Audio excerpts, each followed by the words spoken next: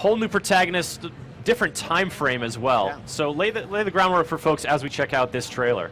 So, you know, this game takes place certainly in the Infamous universe, but it's a new origin story, and the protagonist this time is Delsin Rowe. He's a 24-year-old kid who kind of grew up in the Pacific Northwest on a reservation in the shadow of his older brother, who happens to be the town police officer, and you saw him a little bit in the trailer from the press conference. He's got an older brother I never would have guessed. Yeah. He is, in fact, the second son. That's exactly right. So, so Delsin has kind of always been the underachiever of the family, and early in the story, he discovers that he's one of the hunted. He has the conduit gene, and he develops superhuman abilities. And so society in the intervening years has not gotten friendlier to people with these superhuman abilities. no, you know, it's 7 years after the end of the last game, and so the government does what the government would do, which is it creates a rapid response force to try and contain anyone who exhibits these superhuman abilities. And so Delsin quickly finds himself a target of that group. Yeah, and these guys are not doing a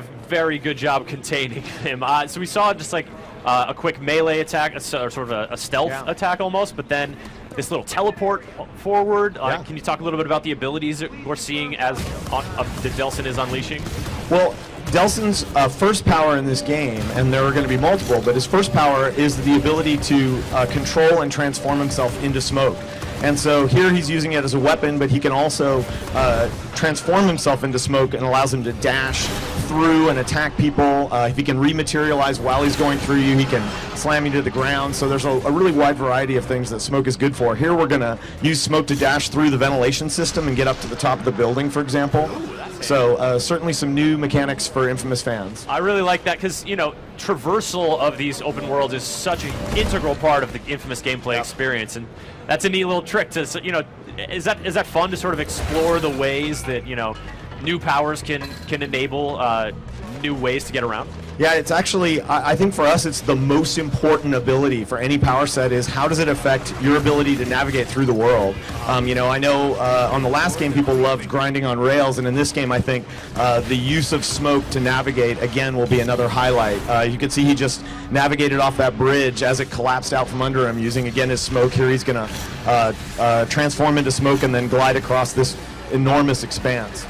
Now, you keep saying smoke, but where there's smoke, there's fire, and his arms were turned into fire. He's got this like fire chain thing going on here. That's, you know, he certainly has, I mean, forced by his circumstances, he has to hone his abilities for attack. Yeah, I mean, I think that when we think of smoke, we think of that as the power source, and how it manifests as kind of smoky, fiery damage and navigation.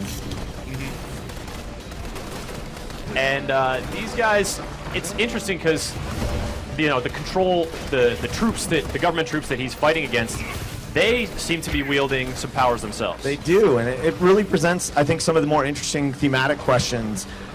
If there's a group of people who are considered enemies, but then there are other superpowered people chasing them down, you know, why is that okay, and where should the balance lie there? If the government is demonizing those with superpowers and yet using people with superpowers for their ends, you know, where does that moral line lie? Well, I think that for us, I think there's a really interesting set of questions to ask about how much of our freedom should we give up in order to feel more safe and secure, and what are the right balances for governments and citizens to strike on these kinds of issues. And, you know, it turns out that it's actually super relevant. I mean, you know, it's like literally the front page of the newspaper this week has been questions that are not identical, but certainly very similar to some of the themes of the game. Absolutely thematically relevant to stuff going on here in the U.S. and moral choices and these questions even have been a part of the Infamous series from the beginning.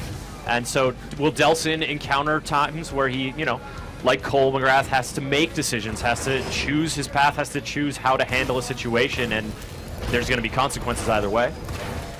Well, I think that we think one of the most interesting questions philosophically about anyone who got superhuman abilities is, what would you do with them? Would you use it for good? Would you use it for malice? How would it affect you? Would it corrupt you? Does power corrupt? Yes, I think yes is the answer to that. Well, I think. absolutely, yeah. But I think that we view it as central to the Infamous franchise that the choices you make along the way they affect the development of the character, they affect the development of the powers, and they affect the progression of the story. And so I think any fans of the Infamous universe should expect a similar style of experience in this game. All right, so we've talked about what in the first game was kind of a karma system. Oh wow, that was a large explosion. The orbital drop. I knew when you put the dinosaur skeleton in there, I knew you were going to destroy it, and lo and behold, sorry T-Rex. So one of the other systems in Infamous that people